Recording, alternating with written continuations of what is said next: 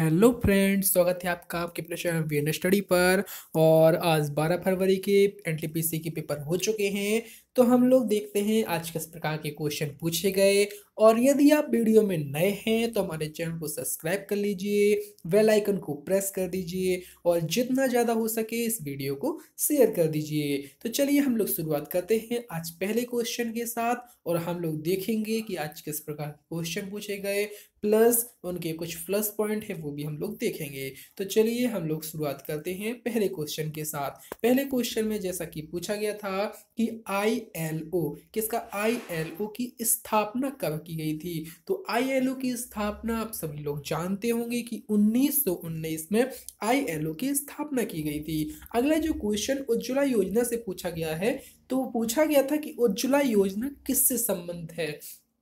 तो आप सभी ने उज्ज्वला योजना के बारे में बहुत कुछ सुना होगा। तो आप सभी लोगों को उज्ज्वला योजना के बारे में पता होगा और आपसे ये बन भी गया होगा, क्योंकि ये एलपीजी मतलब सिर्फ सिलेंडर जो कि लिक्विड पेट्रोलियम गैस है। तो उसके जो सिलेंडर होते हैं, तो ये सिलेंडर और महिलाओं को मुफ्त में बांटे जा रहे थे, उससे संबंध है यह योजना। तो उज्ज्वला योजना के संबंध में यह यदि क्वेश्चन आया है तो आपको इसके बारे में ये सभी जान लेना चाहिए कि ये जो योजना है इसके तहत गरीब महिलाओं को फ्री में मुफ्त में गैस का कनेक्शन दिया जाता है। ठीक है, अगले जो क्वेश्चन पूछा गया था वो राष्ट्रपति और उपराष्ट्रपति की अनुपस्थिति से पूछ लिया गया है कि जैसे कि यदि राष्ट्रपति अनुपस्थित हो तो उसका जो कार्यभार होता है वो उपराष्ट्रपति संभालता है, लेकिन यदि उपराष्ट्रपति भी अनुपस्थित हो जाए तब उसका कार्यभार कौन संभालेगा। तो तब उसका कार्यभार सीजीआई अर्थात चीफ जस्टिस ऑफ इंडिया, तो सुप्रीम कोर्ट के जो न्यायाधीश हैं, मुख्य न्यायाधीश हैं, तो वो उसका कार्यभार संभालेंगे। अगला जो क्वेश्चन पूछा गया था वो पूछा था साइमन कमीशन से। तो एक साइमन कमीशन से एक क्वेश्चन आया था। तो साइमन कमीशन से कोई भी क्वेश्चन हो सकता है, ये क्वेश्चन अच्छे से नहीं बताया कि कौन सा क्वेश्चन था। तो कुछ अपन लोग को एक अच्छी चीज भी देख लेते हैं कि साइमन कमीशन से के जब विरोध किया गया था तो कौन किसकी हत्या हुई थी लाठियों के द्वारा।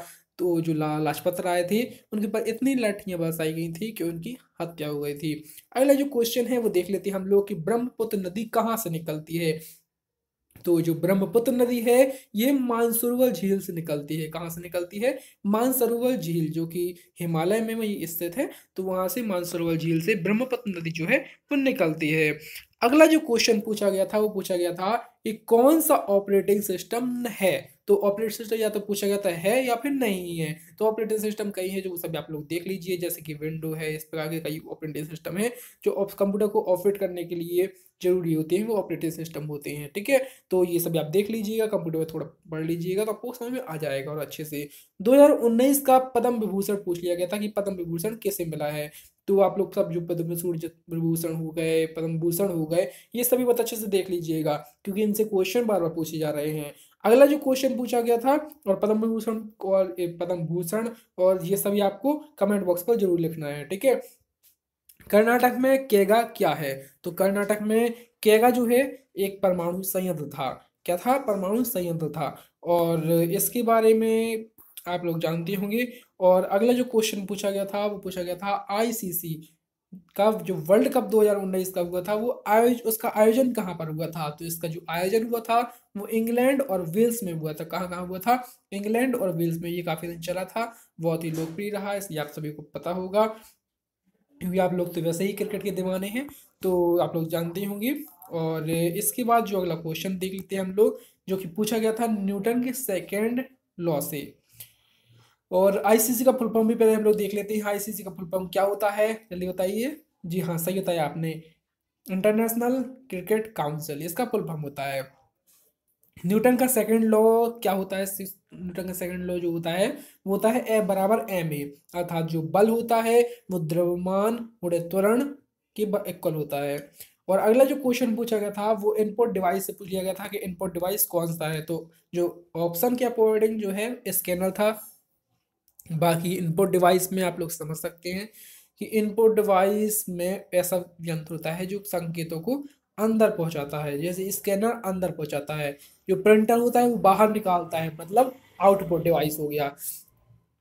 तो जो कंप्यूटर की चीज़ों को, संकेतों को जो अंदर पहुंचाए वो इनपुट डिवाइस, और उनकी सूचनाओं को जो बाहर प्रदर्शित करे, जैसे कि प्रिंटर में मैंने बताया, प्रिंटर में कोई भी जो संकेत होता है, कोई भी जो चीज़ लिखी होती है, वो चीज़ हम बाहर प्राप्त कर लेते हैं, तो वो उस कंप्यूटर से बाहर निकाल रहा है, इसलिए वो आउटपुट डिवाइस है। और यदि कोई सूचना या कोई चीज़ जैसे कंप्यूटर के अंदर प्रवेश करवाई जा रही है, तो वो है इनपुट डिवाइस। जैसे हम कोई चीज़ चलाना चाहें, हम कोई चीज़ लिखना चाहें, तो हम कीबोर्ड के द्वारा लिखते हैं। क्या के द्वारा लिखते हैं? कीबोर्ड के द्वारा लिखते हैं। तो ये क्या हो गया? एक इनपुट डिवाइस हो गया। तो मेरे हिसाब से आपको वो समझ में आ गया होगा कि इनपुट डिवाइस और आउटपुट डिवाइस क्या होता है। अगले क्वेश्चन में पूछा था, इब्न बतूता जो है वो किस देश के निवासी थे? तो इब्न बतूता जो है वो मोरक्को के निवासी थे। कहाँ के थे? मोरक्को के निवासी थे। एक क्वेश्चन यूएनओ से पूछा था। तो यूएनओ से मैंने आपको पहले भी क्वेश्चन बताया हुआ था कि जैसे कि अभी बता भी देते हैं कि यूएनओ के अंग पूछा गया था। तो यूएनओ के अंग कौन कौन से होते हैं, जल्दी से बताइए। मैंने आपको बताया भी था। जी हाँ, आपने सही बताया। जिन लोगों ने नहीं सुन पाया था उनके लिए बता देता हूँ कि एक महासभा होती है, दूसरी सुरक्षा परिषद होती है, तीसरी आर्थिक एवं सामाजिक परिषद होती है, और चौथी होती है अंतर्राष्ट्रीय न्यायालय, और पांचवी होती है न्यास परिषद, और अगली होती है सचिवालय। तो इस प्रकार से होते हैं। ठीक है, कौन कौन से बताया हमने? महासभा, सुरक्षा परिषद, आर्थिक एवं सामाजिक परिषद, अंतर्राष्ट्रीय न्यायालय, और न्यास परिषद, और सचिवालय। तो इसमें से जो भी और क्वेश्चन पूछा गया वो आप लोग देख लीजिएगा। बाकी ये जो है अंग होते हैं, ये पूछा गया था, तो वो मैंने बता दिया। अगला क्वेश्चन पूछा गया था, गांधी इरविन जो समझौता हुआ था वो किस गोलमेज सम्मेलन के संबंधित है, या किस गोलमेज सम्मेलन हुआ था? तो ये दूसरे गोलमेज सम्मेलन संबंधित है। मतलब दूसरे गोलमेज सम्मेलन में गांधी जी को ले जाने के लिए, मनाने हेतु जो गांधी इरविन समझौता है वो हुआ था। जो इरविन थे, लॉर्ड इरविन, वो आए थे, उन्होंने गांधी जी को मनाया कि प्लीज कृपा करके आप दूसरा जो गोलमेज सम्मेलन हो रहा है उसमें चलिए। अब क्यों मनाया? क्योंकि जो पहला गोलमेज सम्मेलन हुआ था 1930 में, वो ऐसा कहा गया था कि ये गोलमेज सम्मेलन तो बिना दूल्हे की बारात जैसा है। जैसे बारात में यदि दूल्हा ना हो तो वो बारात किस काम की? उसी प्रकार से जब गांधी जी नहीं थे तो बिना दूल्हे की बारात की तरह उनका पहला गोलमेज सम्मेलन रहा था। तो इस कारणवश उन्हें अब जरूरी लग रहा था कि गांधी जी को ही बुलाया जाए। इस कारण से उन्होंने गांधी जी को बहुत ज्यादा मनाया, और गांधी इरविन समझौता हुआ, जिसमें कई समझौते हुए थे, जो कि कब हुआ था? 1931 में। तो जो अपना गोलमेज सम्मेलन दूसरा हुआ था वो हुआ था 1931 में, और तीसरा हुआ था 1932 में। और ऐसा कौन सा व्यक्ति था जो तीनों गोलमेज सम्मेलन में बाहर से वहां पर गया था? तो वो थे भीमराव अंबेडकर। तो भीमराव अंबेडकर जी तीनों गोलमेज सम्मेलन में शामिल हुए थे।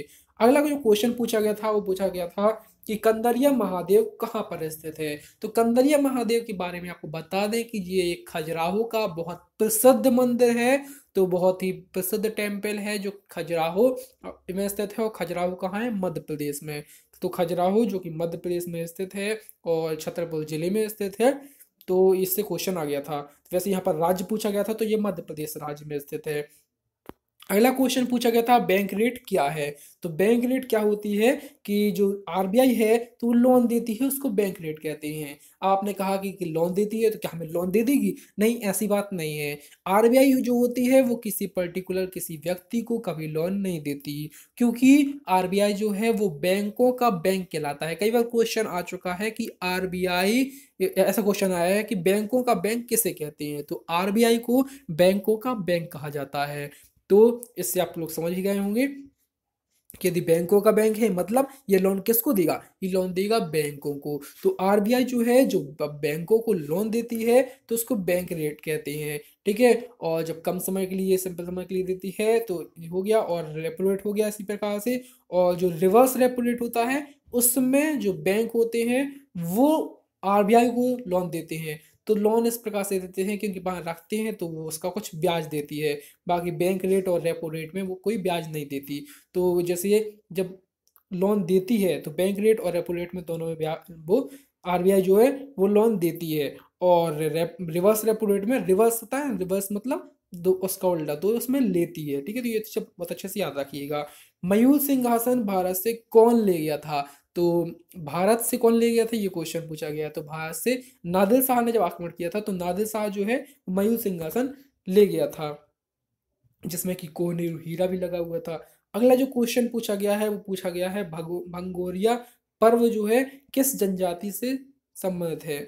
तो भगोरिया पर्व जो है वो भील जनजाति से संबंधित है। कौन सी जनजाति से? भील जनजाति से। तो भील जो कि मध्य प्रदेश की जनजाति है, ये इसका सही आंसर था। विश्व की सबसे बड़ी नहर पूछ ली है। तो विश्व की सबसे बड़ी नहर कौन सी है?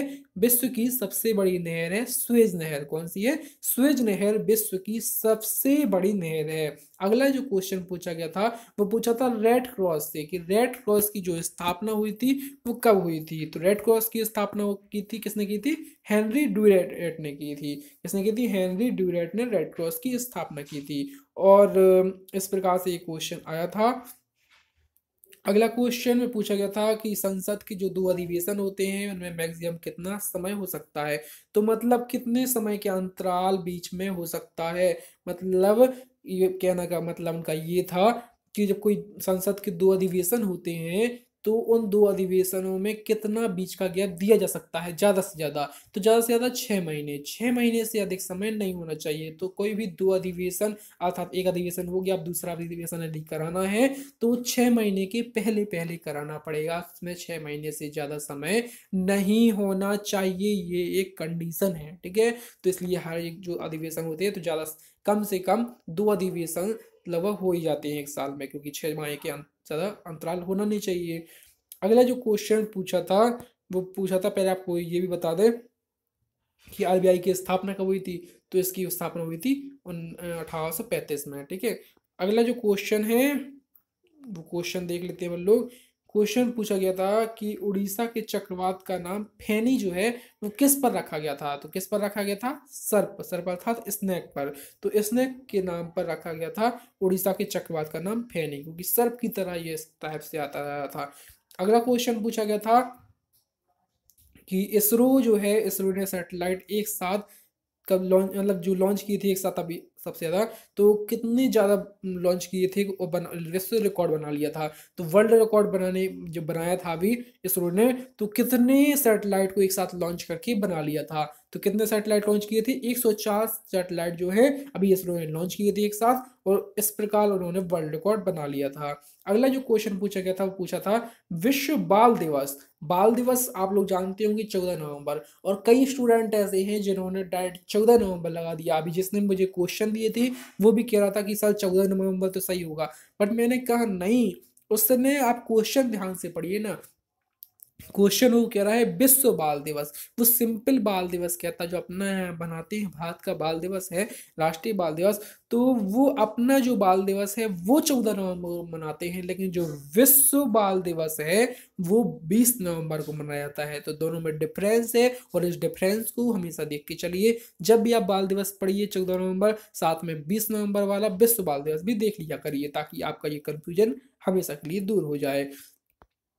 अगला क्वेश्चन पूछा गया था विश्व की सबसे बड़ी नहर कौन सी है। तो विश्व की सबसे बड़ी नहर कौन सी है? स्वेज नहर। कौन सी नहर? स्वेज नहर विश्व की सबसे बड़ी नहर है। दूरदृष्टि दोष में उपयोगी लेंस, मतलब दूरदृष्टि दोष जिसको होता है उस व्यक्ति को कौन से लेंस का चश्मा लगाया जाता है। तो आपकी जानकारी के लिए बता दें कि दूरदृष्टि दोष के लिए उत्तल लेंस अर्थात कॉन्वेक्स लेंस का जो है चश्मा लगाया जाता है। अब आपको थोड़ा इसके बारे में इंफॉर्मेशन दे दें आपको कि जो दूरदृष्टि दोष होता क्या है। तो दूरदृष्टि दोष एक ऐसा दोष है जिसमें व्यक्ति को दूर की वस्तु तो स्पष्ट दिखाई पड़ती है मगर पास की दिखाई नहीं पड़ती। अब आप कहेंगे इसमें दूरदृष्टि दोष है, मतलब दूर की दृष्टि का दोष होना चाहिए, बट नहीं, इसका अपोजिट होता है। यदि दूरदृष्टि दोष है तो उसे दूर का बहुत अच्छे से दिखाई दे रहा है, उसे पास का दिखाई नहीं दे रहा। लेकिन बट यदि वो कहे निकट दृष्टि दोष, तब उसे निकट का बहुत अच्छे से दिखाई दे रहा है, उसे दूर का दिखाई नहीं दे रहा। और यदि दूर दृष्टि दोष है तो उसे दूर का दिखाई दे रहा है। अब दूर का दिखाई दे रहा है, उसको पास का दिखाई नहीं दे रहा। तो ऐसा कौन सा लेंस है जो किरणों को पास तक लाता है, मतलब दूर जाने नहीं देता। तो आपको पता होगा कि जो अवतल लेंस होता है वो किरणों को फैलाता है, और जो उत्तल लेंस होता है वो किरणों को सिकोड़ता है। तो इसमें उत्तल लेंस लगाया जाएगा जो कि किरणों को सिकोड़ देगा और हमको पास का दिखाई देने लगेगा। आप कहेंगे तो आखिर ये बताइए कि इसमें उल्टा क्यों होने के लिए क्यों वैज्ञानिक ने ये सोच के बनाया था कि लिखा था कि दूरदृष्टि दोष इसलिए लिखेंगे क्योंकि दूर का दिखेगा तो इसलिए मतलब उसमें दोष लिख देंगे, ऐसा नहीं है। वैज्ञानिकों ने इतना गलत कभी नहीं बनाते, वो हमेशा अच्छी चीज़ बनाते हैं, सही सोच के सोच समझ के बनाते हैं। तो उन्होंने ये आधार लेके नहीं बनाया था कि हमें दूर का दिखेगा या पास का दिखेगा। उन्होंने आधार ये लिया था कि जो किरणें आती हैं वो हमारी आँखों में पड़ने के बाद रेटिना की यदि पीछे पीछे बनाने लगे प्रतिबिंब तो उसे कहेंगे दूरदृष्टि दोष, और यदि रेटिना के आगे बनाने लगे तो उसको कहेंगे निकट दृष्टि दोष। तो इस प्रकार से उन्होंने दोष को परिभाषित किया था। और हम लोग यदि देखते हैं तो देखने अपने देखने का नजरिया जो अपना है उसके अनुसार अपन लोग देखते हैं कि अपन को दूर का दिख रहा कि कम का पास का दिख रहा, तो उस नजरिए के अनुसार ये अपोजिट आता है, इसलिए अपन लोग इसको सिंपल में भी याद कर लेते हैं कि इसमें दूर का तो स्पष्ट दिखाई देता है दूरदृष्टि में, लेकिन पास का दिखाई नहीं देता। और आपको ये समझ में आ ही गया होगा कि उत्तल लेंस और अवतल लेंस, ठीक है। अब यदि आपको कभी कंफ्यूजन हो जाता है पेपर में कि दूरदृष्टि दोष के लिए क्या कौन सा लेंस होगा और निकट दृष्टि के दोष के लिए, तो वैसे तो मैंने बता दिया उत्तल लेंस किरणों को इक्वल करता है, मतलब समेटता है, इसलिए यहाँ पर उत्तल लेंस का प्रयोग होगा। फिर भी यदि आपको भूल रहा है उस समय ये भी याद नहीं आ रहा है तो आप लोग याद रख लीजिए दूरदृष्टि दोष है, मतलब दूर दृष्टि, तो दूर लिखा है तो दूर कौन आता है, ऊ आता है। दूर में जब छोटा बड़ा पढ़ते हैं अपन लोग तो ऊ बाद में आता है कि आ पहले आता है, तो आप देखेंगे कि आ पहले आता है और ऊ बाद में आता है। तो दूर दूर कौन है, दूर है ऊ अर्थात उत्तल लेंस। तो उत्तल लेंस दूर है, क्या है, उत्तल लेंस दूर है, मतलब इससे दूरदृष्टि दोष का निवारण होगा। और अवतल लेंस पास है अर्थात निकट दृष्टि दोष का इससे निवारण होगा। तो ये ट्रिक भी आपको पसंद आई हो तो हमारे चैनल को सब्सक्राइब कर लीजिएगा और अपने जितनी ज़्यादा हो सके उन दोस्तों को शेयर कर दीजिएगा। तो मिलते हैं अगली वीडियो में, बहुत बहुत धन्यवाद।